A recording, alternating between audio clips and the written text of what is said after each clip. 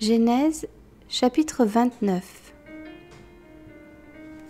Jacob se mit en marche et s'en alla au pays des fils de l'Orient.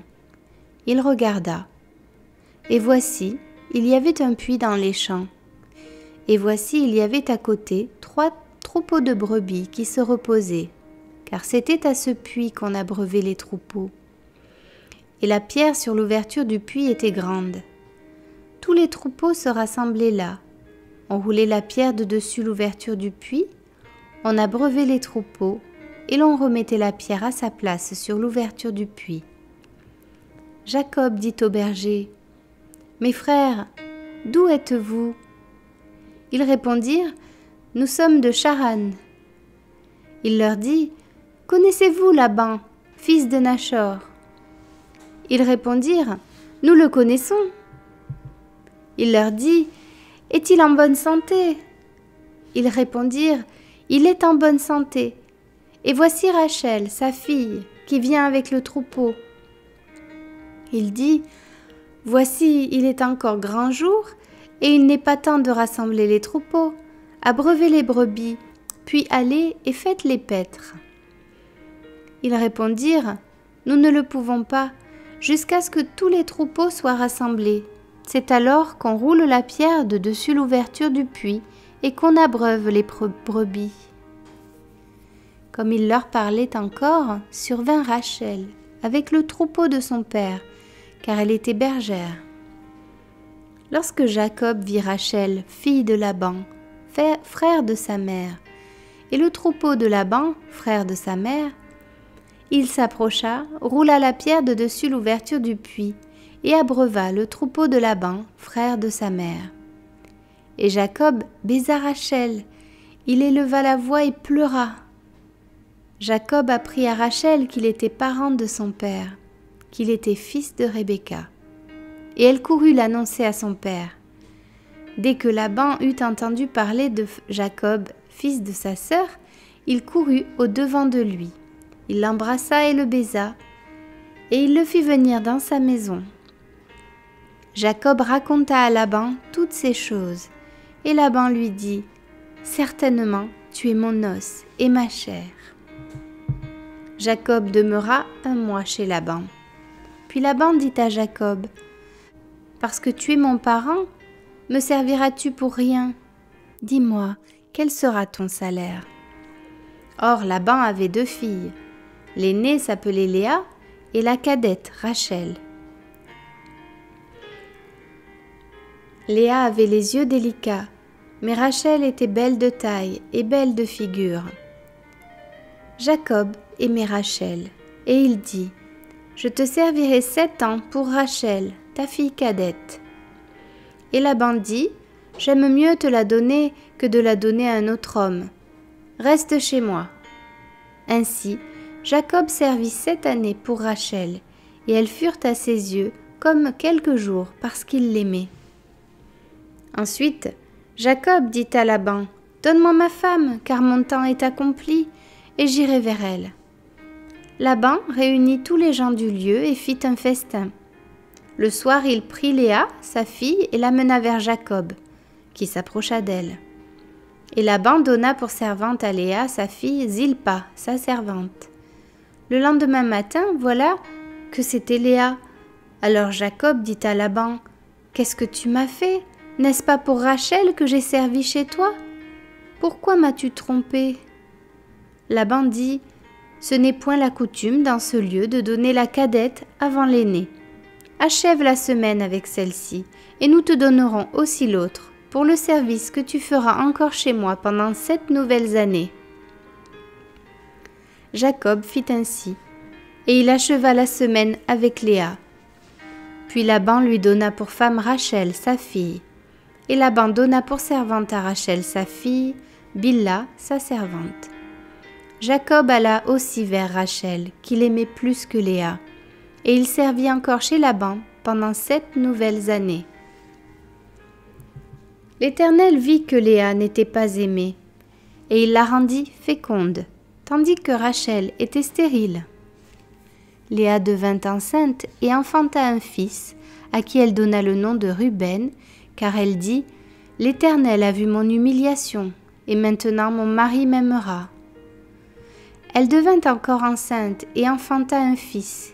Et elle dit, « L'Éternel a entendu que je n'étais pas aimée, et il m'a aussi accordé celui-ci. » Et elle lui donna le nom de Siméon. Elle devint encore enceinte et enfanta un fils. Et elle dit, « Pour cette fois, mon mari s'attachera à moi, car je lui ai enfanté 3 fils. » C'est pourquoi on lui donna le nom de Lévi. Elle devint encore enceinte et enfanta un fils, et elle dit, « Cette fois, je louerai l'Éternel. » C'est pourquoi elle lui donna le nom de Juda. Et elle cessa d'enfanter.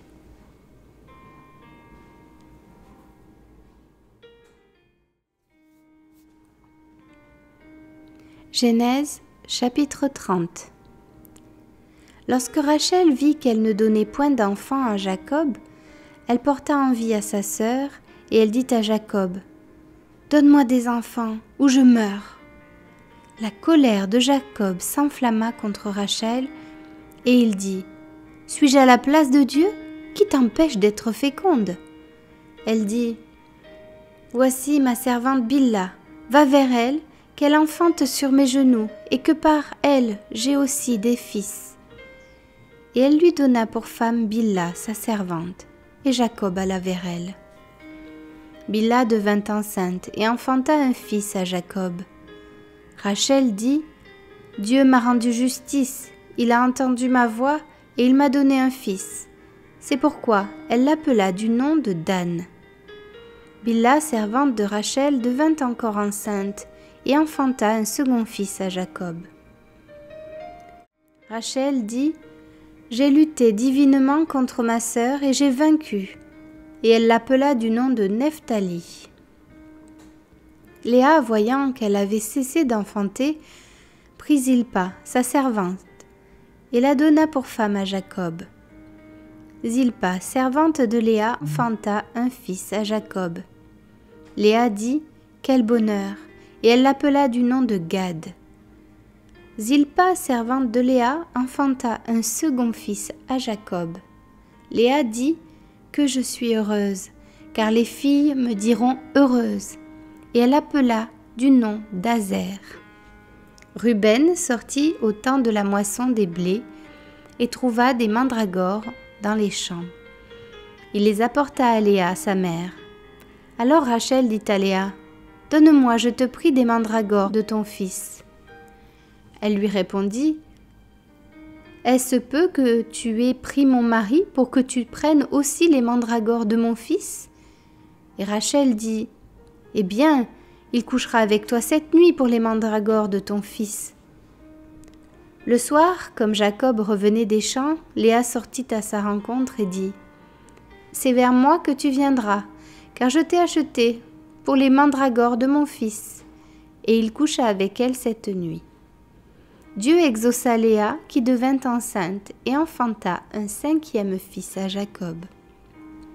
Léa dit, « Dieu m'a donné mon salaire parce que j'ai donné ma servante à mon mari. » Et elle l'appela du nom d'Issachar. Léa devint encore enceinte et enfanta un 6e fils à Jacob. Léa dit, « Dieu m'a fait un beau don. Cette fois mon mari habitera avec moi, car je lui ai enfanté 6 fils. » Et elle l'appela du nom de Zabulon. Ensuite elle enfanta une fille qu'elle appela du nom de Dina. Dieu se souvint de Rachel, il l'exauça et il la rendit féconde. Elle devint enceinte et enfanta un fils, et elle dit, « Dieu a enlevé mon opprobre. » Et elle lui donna le nom de Joseph, en disant, « Que l'Éternel m'ajoute un autre fils. » Lorsque Rachel eut enfanté Joseph, Jacob dit à Laban, « Laisse-moi partir pour que je m'en aille chez moi dans mon pays. Donne-moi mes femmes et mes enfants pour lesquels je t'ai servi, et je m'en irai, car tu sais quel service j'ai fait pour toi. » Laban lui dit, « Puissais-je trouver grâce à tes yeux? Je vois bien que l'Éternel m'a béni à cause de toi. Fixe-moi ton salaire et je te le donnerai. » Jacob lui dit, « Tu sais comment je t'ai servi et ce qu'est devenu ton troupeau avec moi. Car le peu que tu avais avant moi s'est beaucoup accru, et l'Éternel t'a béni sur mes pas. Maintenant, quand travaillerai-je aussi pour ma maison ?»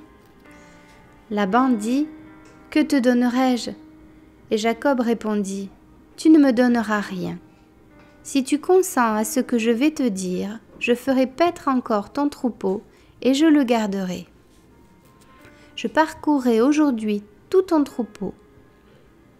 Mais à part, parmi les brebis, tout agneau tacheté et marqueté et tout agneau noir, et parmi les chèvres, tout ce qui est marqueté et tacheté. Ce sera mon salaire. Ma droiture répondra pour moi demain.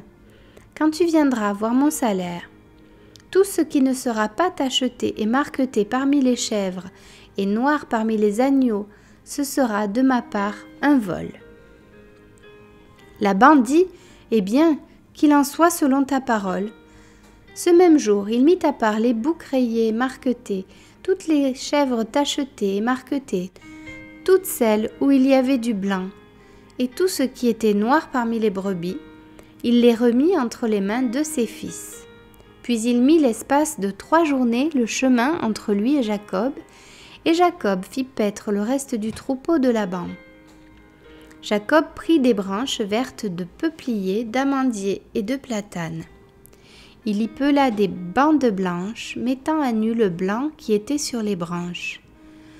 Puis il plaça les branches qu'il avait pelées dans les auges, dans les abreuvoirs, sous les yeux des brebis qui venaient boire, pour qu'elles entrassent en chaleur en venant boire. Les brebis entraient en chaleur près des branches, et elles faisaient des petits rayés, tachetés et marquetés.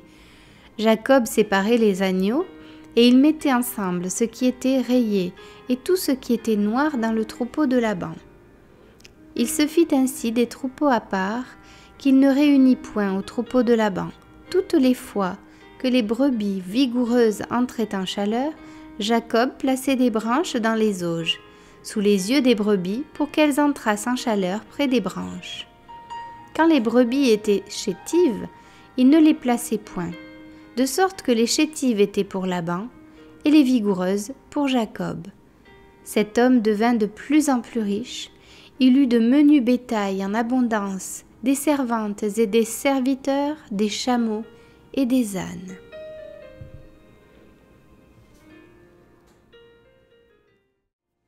Genèse, chapitre 31. Jacob entendit les propos des fils de Laban qui disaient « Jacob a pris tout ce qui était à notre père, et c'est avec le bien de notre père qu'il s'est acquis toute cette richesse. » Jacob remarqua aussi le visage de Laban, et voici, il n'était plus envers lui comme auparavant. Alors l'Éternel dit à Jacob, « Retourne au pays de tes pères et dans ton lieu de naissance, et je serai avec toi. » Jacob fit appeler Rachel et Léa, qui étaient au champ vers son troupeau. Il leur dit, « Je vois au visage de votre père qu'il n'est plus envers moi comme auparavant, mais le Dieu de mon père a été avec moi. Vous savez vous-même que j'ai servi votre père de tout mon pouvoir, et votre père s'est joué de moi et a changé 10 fois mon salaire, mais Dieu ne lui a pas permis de me faire du mal. Quand il disait « Les tachetés seront ton salaire », toutes les brebis faisaient des petits tachetés, et quand il disait « Les rayés seront ton salaire », toutes les brebis faisaient des petits rayés. Dieu a pris à votre père son troupeau et me l'a donné. Au temps où les brebis entraient en chaleur, je levai les yeux et je vis en songe que les boucs qui couvraient les brebis étaient rayés, tachetés et marquetés. Et l'ange de Dieu me dit en songe, « Jacob !» Je répondis, « Me voici. » Il dit, « Lève les yeux et regarde. Tous les boucs qui couvrent les brebis sont rayés, tachetés et marquetés, car j'ai vu tout ce que te fait Laban. Je suis le Dieu de Béthel, où tu as oint un monument, où tu m'as fait un vœu. Maintenant lève-toi, sors de ce pays et retourne au pays de ta naissance. Rachel et Léa répondirent et lui dirent: Avons-nous encore une part et un héritage dans la maison de notre père? Ne sommes-nous pas regardés par lui comme des étrangères, puisqu'il nous a vendus et qu'il a mangé notre argent? Toute la richesse que Dieu a ôtée à notre père appartient à nous et à nos enfants. Fais maintenant tout ce que Dieu t'a dit. Jacob se leva, et il fit monter ses enfants et ses femmes sur les chameaux. Il emmena tout son troupeau et tous les biens qu'il possédait, le troupeau qui lui appartenait, qu'il avait acquis à Padan-Aram, et il s'en alla vers Isaac, son père, au pays de Canaan. Tandis que Laban était allé tondre ses brebis, Rachel déroba les téraphins de son père, et Jacob trompa Laban, l'araméen, en ne l'avertissant pas de sa fuite. Il s'enfuit avec tout ce qui lui appartenait. Il se leva, traversa le fleuve et se dirigea vers la montagne de Galaad. Le 3e jour, on annonça à Laban que Jacob s'était enfui. Il prit avec lui ses frères, le poursuivit 7 journées de marche et l'atteignit à la montagne de Galaad. Mais Dieu apparut la nuit en songe à Laban, l'araméen, et lui dit: Garde-toi de parler à Jacob, ni en bien, ni en mal. Laban atteignit donc Jacob. Jacob avait dressé sa tente sur la montagne. Laban dressa aussi la sienne avec ses frères sur la montagne de Galaad. Alors Laban dit à Jacob: Qu'as-tu fait? Pourquoi m'as-tu trompé et emmènes-tu mes filles comme des captives par l'épée? Pourquoi as-tu pris la fuite en cachette? M'as-tu trompé et ne m'as-tu point averti? Je t'aurais laissé partir au milieu des réjouissances et des chants, au son du tambourin et de la harpe. Tu ne m'as pas permis d'embrasser mes fils et mes filles. C'est en insensé que tu as agi. Ma main est assez forte pour vous faire du mal. Mais le Dieu de votre père m'a dit hier: Garde-toi de parler à Jacob, ni en bien, ni en mal. Maintenant que tu es parti, parce que tu languissais après la maison de ton père, pourquoi as-tu dérobé mes dieux? Jacob répondit et dit à Laban: J'avais de la crainte à la pensée que tu m'enlèverais peut-être tes filles. Mais périsse celui auprès duquel tu trouveras tes dieux. En présence de nos frères, examine ce qui t'appartient chez moi, prends-le. Jacob ne savait pas que Rachel les eût dérobés. Laban entra dans la tente de Jacob, dans la tente de Léa, dans la tente des 2 servantes. Il ne trouva rien. Il sortit de la tente de Léa et entra dans la tente de Rachel. Rachel avait pris les téraphins, les avait mis sous le bas du chameau et s'était assise dessus. Laban fouilla toute la tente et ne trouva rien. Elle dit à son père: Que mon Seigneur ne se fâche point, si je ne puis me lever devant toi, car j'ai ce qui est ordinaire aux femmes. Il chercha et ne trouva point les téraphins. Jacob s'irrita et querella Laban. Il reprit la parole et lui dit: Quel est mon crime? Quel est mon péché? Que tu me poursuives avec tant d'ardeur? Quand tu as fouillé tous mes effets, qu'as-tu trouvé des effets de ta maison?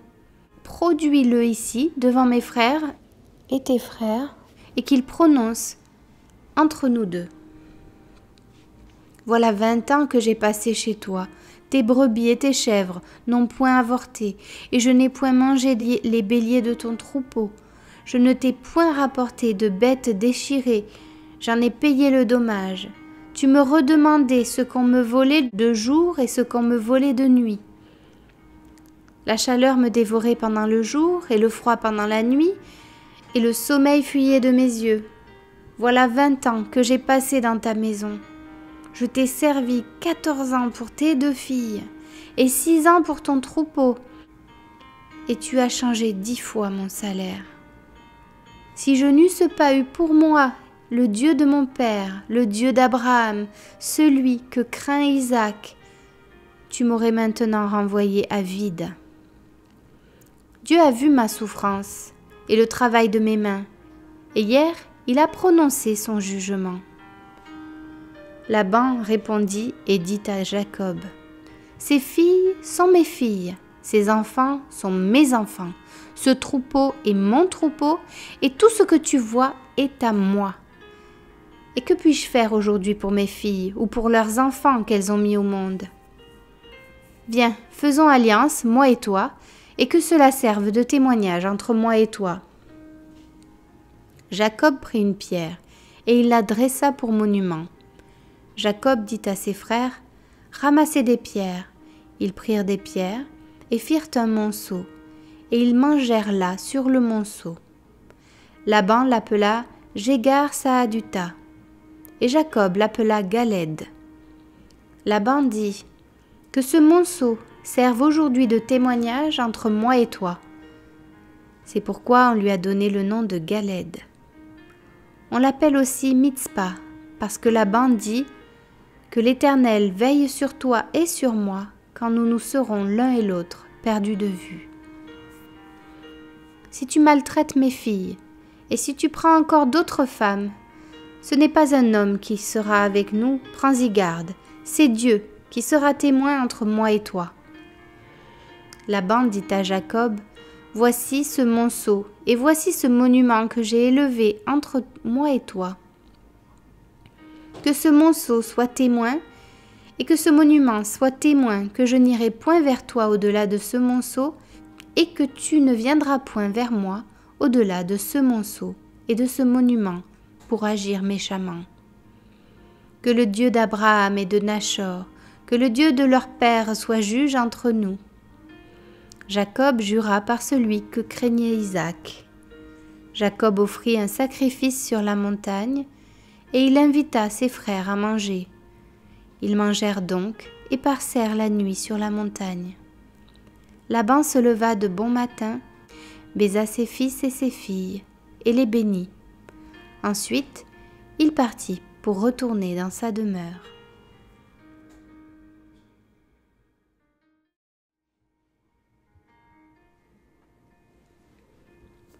Genèse, chapitre 32.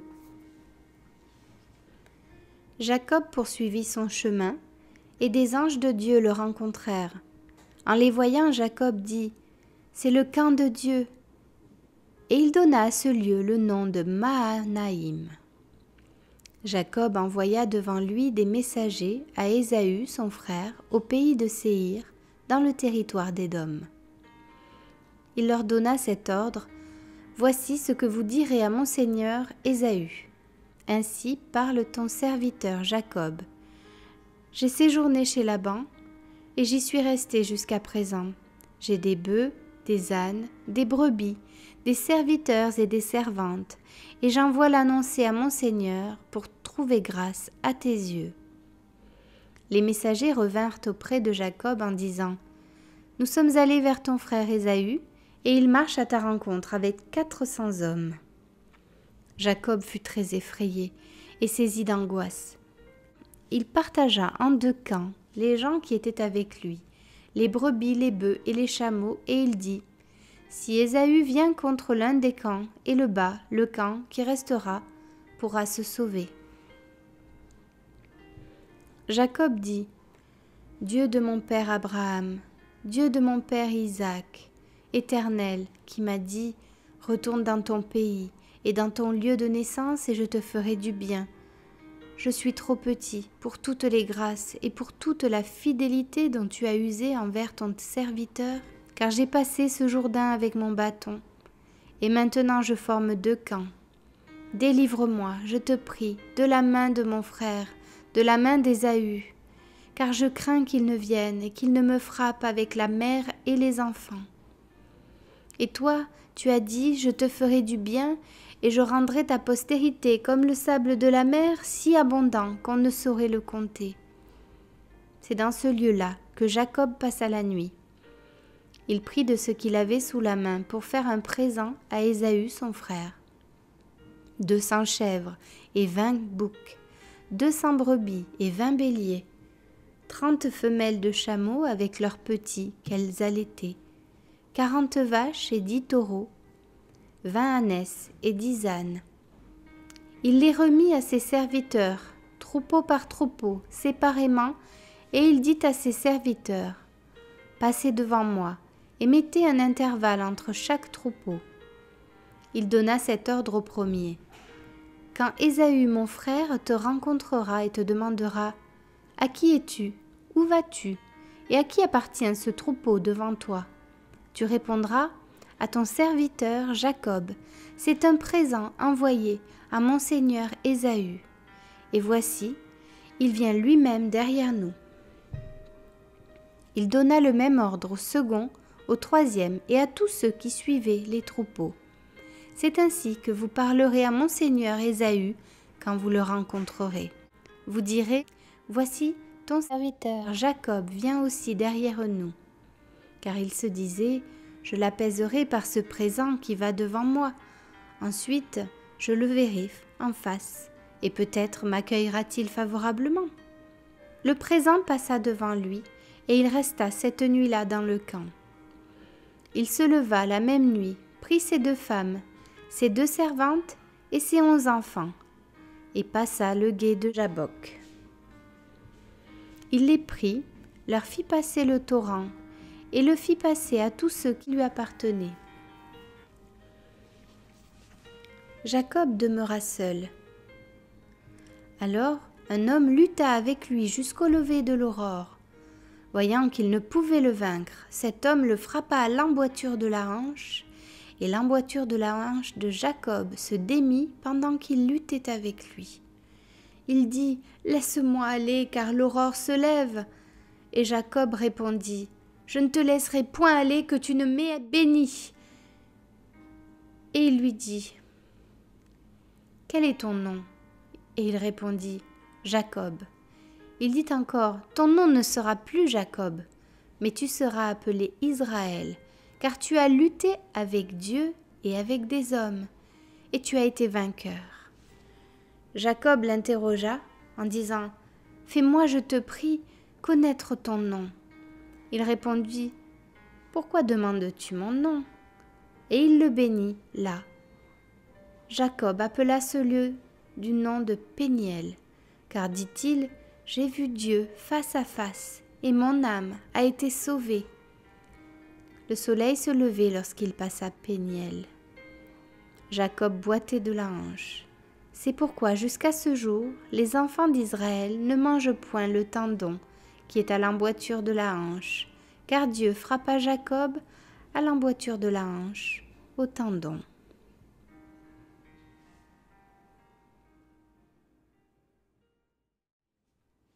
Genèse chapitre 33. Jacob leva les yeux et regarda, et voici Ésaü arrivait, avec 400 hommes. Il répartit les enfants entre Léa, Rachel et les 2 servantes. Il plaça en tête les servantes avec leurs enfants, puis Léa avec ses enfants, et enfin Rachel avec Joseph. Lui-même passa devant eux.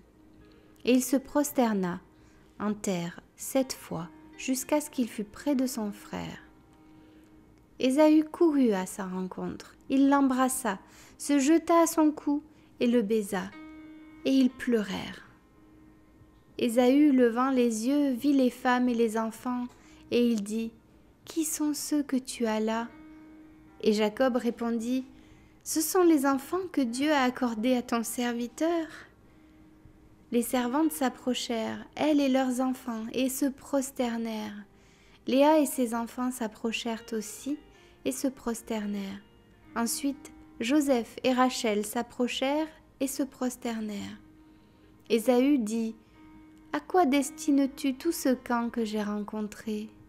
Et Jacob répondit « À trouver grâce aux yeux de mon Seigneur. » Ésaü dit « Je suis dans l'abondance, mon frère, garde ce qui est à toi. » Et Jacob répondit « Non, je te prie, si j'ai trouvé grâce à tes yeux, accepte de ma main mon présent, car c'est pour cela que j'ai regardé ta face comme on regarde la face de Dieu, et tu m'as accueilli favorablement. Accepte donc mon présent qui t'a été offert, puisque Dieu m'a comblé de grâce et que je ne manque de rien. » Il insista auprès de lui, et Ésaü accepta. Ésaü dit « Partons, mettons-nous en route, j'irai devant toi. » Jacob lui répondit, « Mon Seigneur sait que les enfants sont délicats et que j'ai des brebis et des vaches qui allaitent. Si l'on forçait leur marche un seul jour, tout le troupeau périrait. Que mon Seigneur prenne les devants sur son serviteur, et moi, je suivrai lentement, au pas du troupeau qui me précédera, et au pas des enfants, jusqu'à ce que j'arrive chez mon Seigneur à Séhir. » Ésaü dit, « Je veux au moins laisser avec toi une partie de mes gens. » Et Jacob répondit, « Pourquoi cela ? Que je trouve seulement grâce aux yeux de mon Seigneur. » Le même jour, Ésaü reprit le chemin de Séhir. Jacob partit pour Sukkot. Il bâtit une maison pour lui et il fit des cabanes pour ses troupeaux. C'est pourquoi l'on a appelé ce lieu du nom de Sukkot. À son retour de Paddan-Aram, Jacob arriva heureusement à la ville de Sichem dans le pays de Canaan, et il campa devant la ville. Il acheta la portion du champ où il avait dressé sa tente des fils d'Hamor, père de Sichem, pour 100 késitas. Et là, il éleva un autel qu'il appela El Eloé Israël.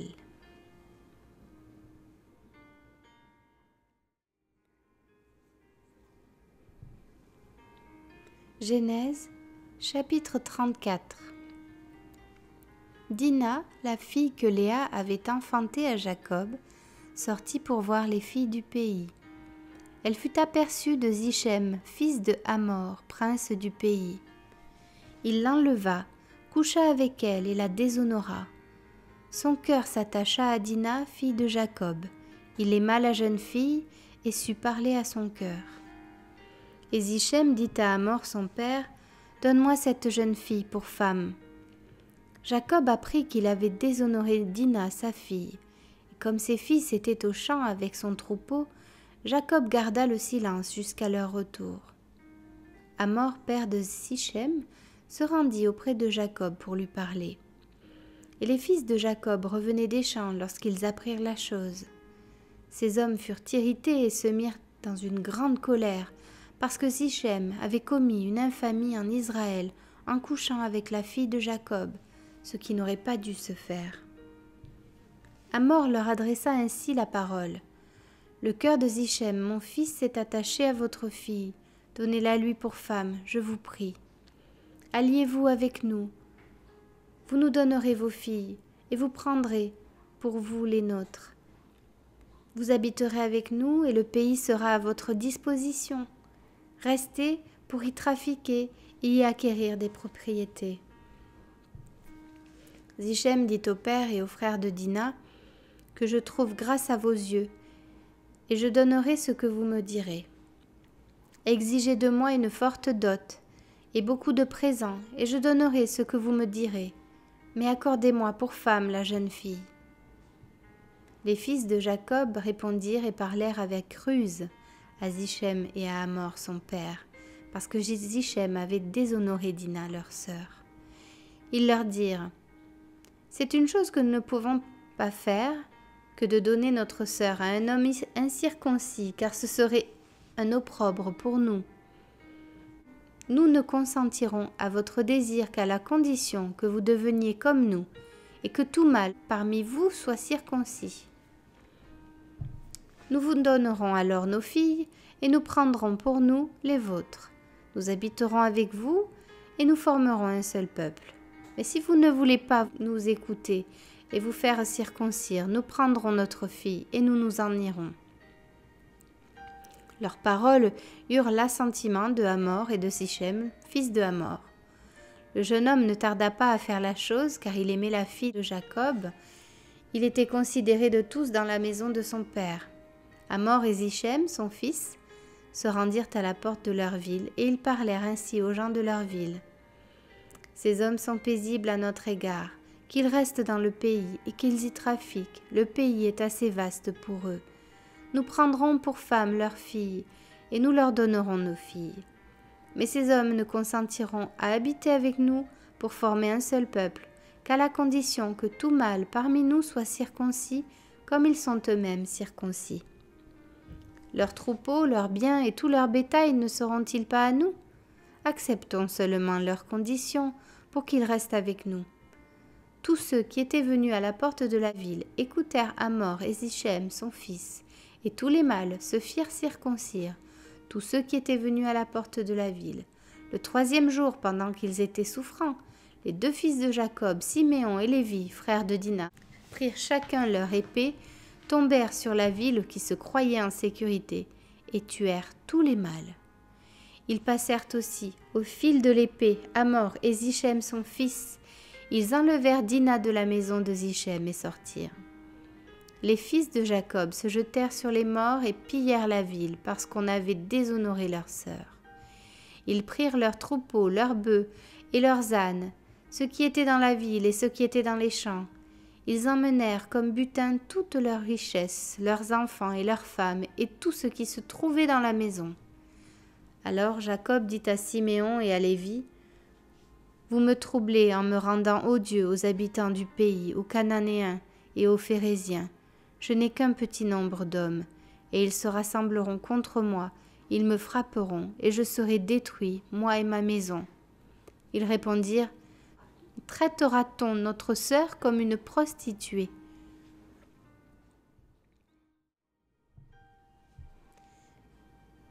Genèse, chapitre 35.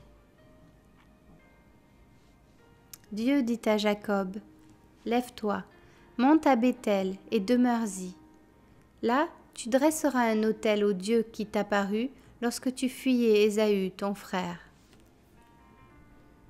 Jacob dit à sa maison et à tous ceux qui étaient avec lui, « Ôtez les dieux étrangers qui sont au milieu de vous, purifiez-vous et changez de vêtements. Nous nous lèverons et nous monterons à Béthel. Là je dresserai un autel au Dieu qui m'a exaucé dans le jour de ma détresse et qui a été avec moi pendant le voyage que j'ai fait. » Ils donnèrent à Jacob tous les dieux étrangers qui étaient entre leurs mains et les anneaux qui étaient à leurs oreilles. Jacob les enfouit sous le térébinthe qui est près de Sichem. Ensuite ils partirent. La terreur de Dieu se répandit sur les villes qui les entouraient, et l'on ne poursuivit point les fils de Jacob.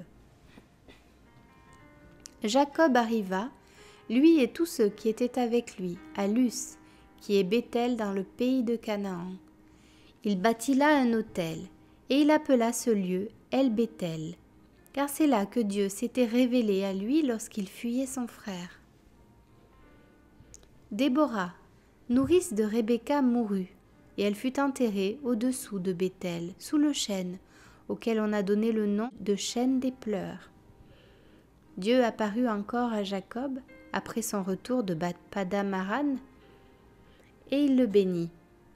Dieu lui dit, « Ton nom est Jacob, tu ne seras plus appelé Jacob, mais ton nom sera Israël. » Et il lui donna le nom d'Israël. Dieu lui dit, « Je suis le Dieu Tout-Puissant, sois fécond et multiplie. Une nation et une multitude de nations naîtront de toi, et des rois sortiront de tes reins. Je te donnerai le pays que j'ai donné à Abraham et à Isaac, et je donnerai ce pays à ta postérité après toi. » Dieu s'éleva au-dessus de lui, dans le lieu où il lui avait parlé. Et Jacob dressa un monument dans le lieu où Dieu lui avait parlé, un monument de pierre sur lequel il fit une libation et versa de l'huile. Jacob donna le nom de Béthel au lieu où Dieu lui avait parlé. Ils partirent de Béthel, et il y avait encore une certaine distance jusqu'à Ephrata lorsque Rachel accoucha. Elle eut un accouchement pénible, et pendant les douleurs de l'enfantement, la sage-femme lui dit, « Ne crains point, car tu as encore un fils. » Et comme elle allait rendre l'âme, car elle était mourante, elle lui donna le nom de Ben-Oni. Mais le père l'appela Benjamin. Rachel mourut, et elle fut enterrée sur le chemin d'Ephrata, qui est Bethléem. Jacob éleva un monument sur son sépulcre. C'est le monument du sépulcre de Rachel qui existe encore aujourd'hui. Israël partit et il dressa sa tente au-delà de Migdal-Éder. Pendant qu'Israël habitait cette contrée, Ruben alla coucher avec Bilha, concubine de son père. Et Israël l'apprit. Les fils de Jacob étaient au nombre de 12. Fils de Léa, Ruben, premier-né de Jacob, Siméon, Lévi, Juda, Issachar et Zabulon. Fils de Rachel, Joseph et Benjamin. Fils de Bilha, servante de Rachel, Dan et Nephtali. Fils de Zilpla, servante de Léa, Gad et Aser. Ce sont là les fils de Jacob qui lui naquirent à Padan-Aram. Jacob arriva auprès d'Isaac, son père, à Mamré, à Kirjat-Arba, qui est Hébron, où avaient séjourné Abraham et Isaac. Les jours d'Isaac furent de 180 ans. Il expira et mourut, et il fut recueilli auprès de son peuple, âgé et rassasié de jours, et Ésaü et Jacob, ses fils, l'enterrèrent.